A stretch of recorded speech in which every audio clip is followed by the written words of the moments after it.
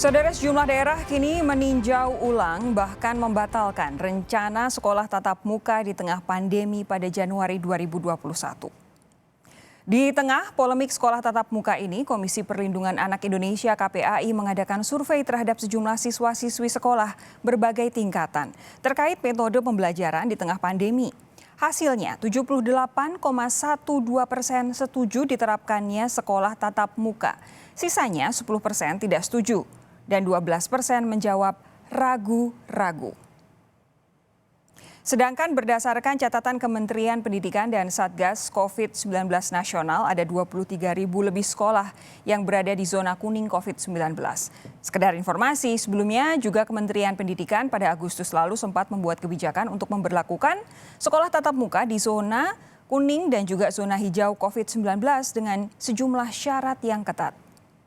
Di saat beberapa daerah membatalkan rencana sekolah tatap muka, ada juga beberapa wilayah yang memutuskan untuk tetap menjalankan metode belajar tatap muka pada Januari 2021 ini. Lalu apakah kondisi sekolah tatap muka di sejumlah daerah akan benar-benar aman dari penyebaran COVID-19?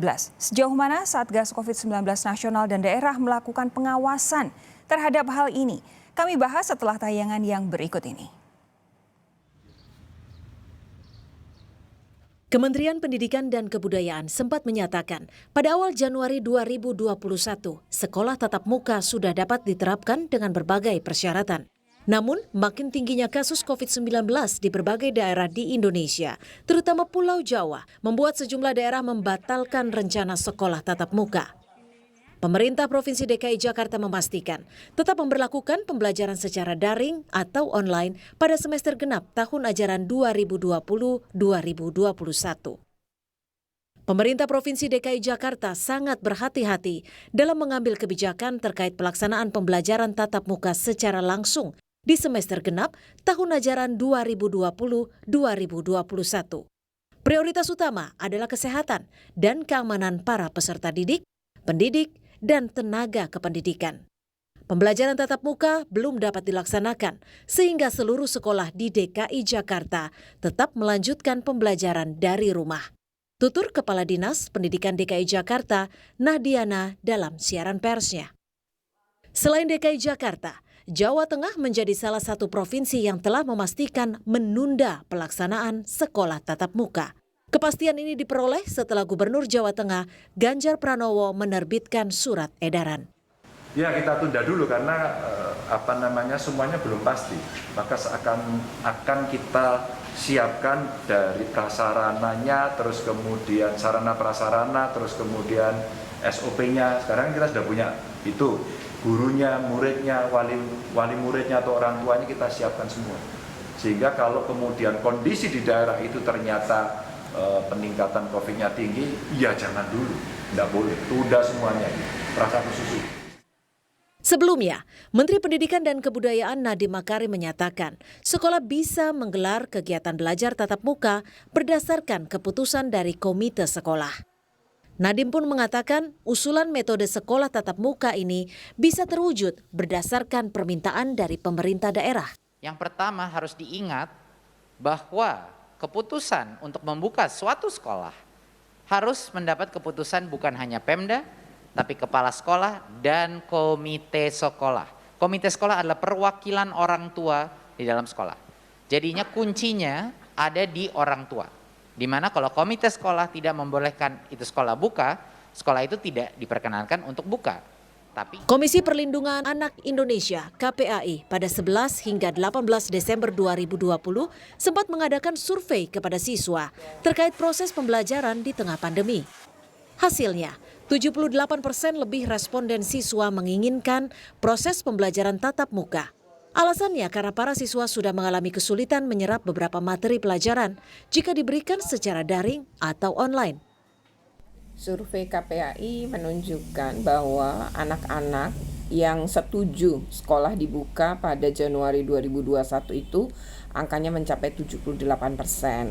Dan yang ragu-ragu sebenarnya ada sekitar 12%. dan sisanya adalah yang menjawab tidak setuju. Adapun alasan dari anak-anak yang menjawab setuju itu adalah karena mereka sudah merasakan kesulitan luar biasa pada materi-materi pelajaran yang sangat susah bagi mereka yang tidak bisa diberikan secara daring. Itu mencapai 57%. 25% mengatakan bahwa mereka memang sudah jenuh melakukan pembelajaran jarak jauh.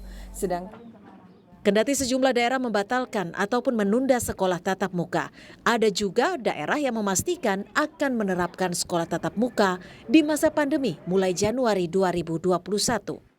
Seperti di Padang, Sumatera Barat, pemerintah Kota Padang memutuskan memulai sekolah tatap muka pada 4 Januari 2020. Keputusan ini diambil setelah sebelumnya Gubernur Sumatera Barat memberikan lampu hijau kepada Bupati, Wali Kota. Kapan rencananya dimulai? Bisa jadi 4 Januari, tapi itu tetap kita serahkan kepada Bupati Wali Kota karena sebelum membuka itu ada persyaratan sarana prasarana, termogan, cuci tangan, menyiapkan masker yang 3 lapis ya, itu juga menyiapkan belajarnya mana yang offline, mana online dengan surat pernyataan dari orang tua murid, komite sekolah menyetujui atau tidak, itu juga jadi pertimbangan.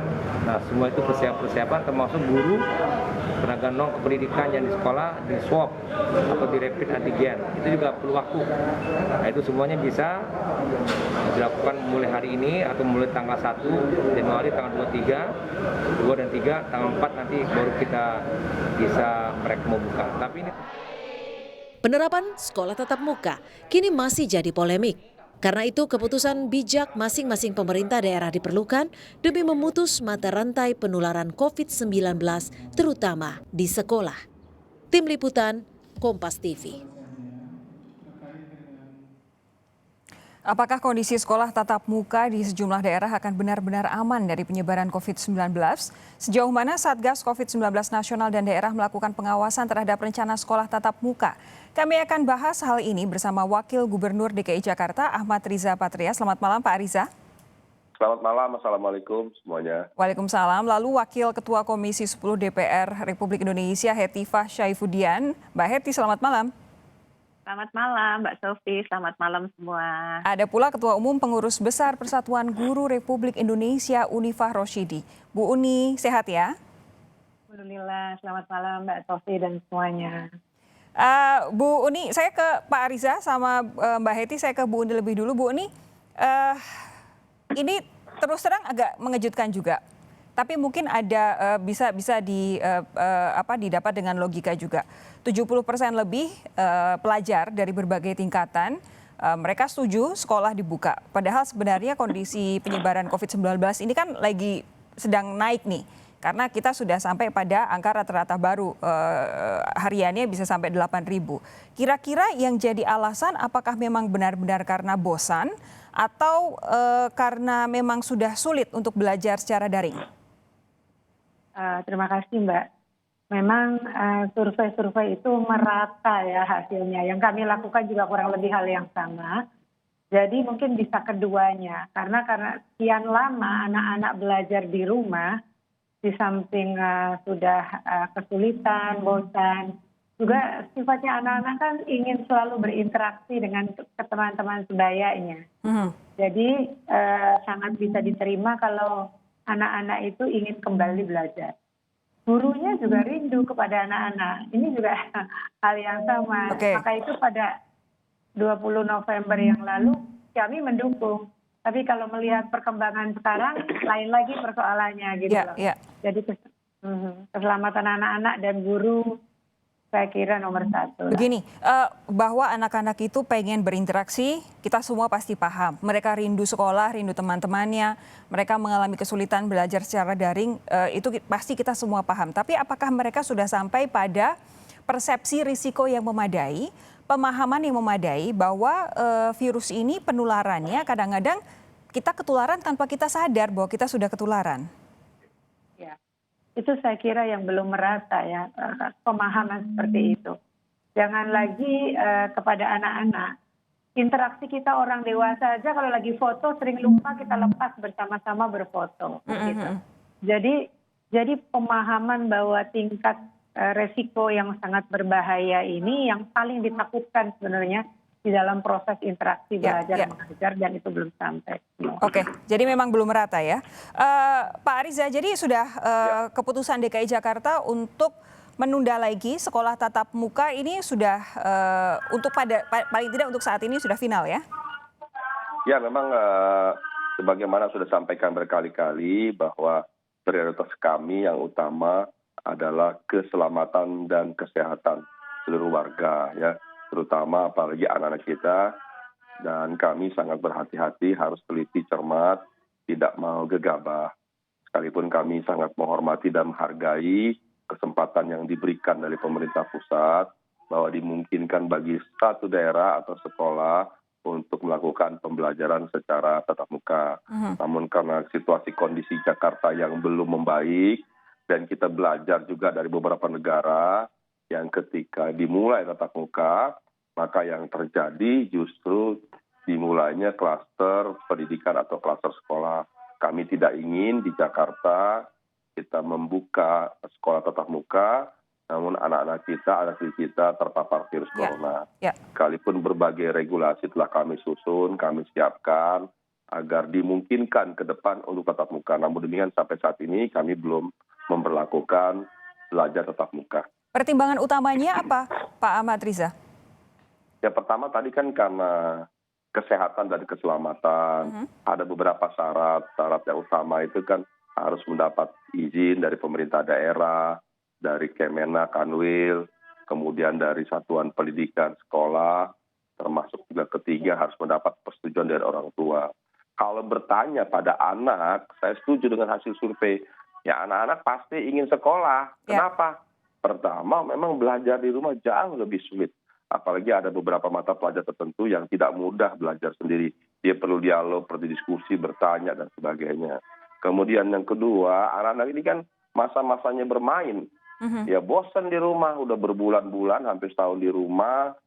Mungkin juga kangen dengan teman-teman, berinteraksi, dan sebagainya. Jadi memang kalau bertanya pada anak, pasti hasilnya saya yakin ingin segera sekolah. Tapi kalau bertanya pada orang tua, yang terjadi sebaliknya. Orang tua kan berpikir yang penting keselamatan anak. Jadi apapun kebijakannya, bagaimana anak-anak kita di rumah selamat.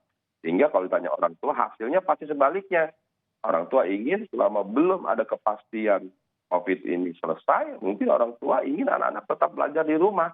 Oke. Bu Heti, apa respons Anda soal pernyataan dari Mendikbud? Intinya adalah membuka kesempatan untuk adanya sekolah tatap muka, walaupun memang harus ada izin di daerah dari sekolah dan juga dari komite sekolah yang isinya adalah orang tua anak-anak. Saya kira ini satu kebijakan yang baik ya, karena kebijakan yang tadinya direstriksi dari pusat, sekarang diberikan kepada daerah. Karena ada satu pengakuan bahwa daerahlah yang paling memahami situasinya. Dalam kondisi yang sangat dinamis seperti ini, tidak mungkin one size fits all ya, di dalam kebijakan, tidak mungkin seragam. Nah, Bang Ariza Patria yang mantan di Komisi 2 tahu betul gitu ya, bagaimana caranya gitu ya, kita membuat satu kebijakan, itu tidak mungkin di pusat itu membuat kebijakan yang merata seperti sekarang. Nah, oleh sebab itu kami mengapresiasi ya keputusan-keputusan jika itu memang dibuat dengan cara yang cermat dan penuh kehati-hatian. Begini, bahwa pendidikan itu kan memang saat ini sudah desentralisasi. Tidak semuanya harus saklek dari pusat, karena di situ dinas pendidikan daerah juga punya andil yang sangat besar untuk menentukan pembelajaran seperti apa yang dilakukan. Benar-benar unik, tergantung pada daerahnya masing-masing. Ini jelas.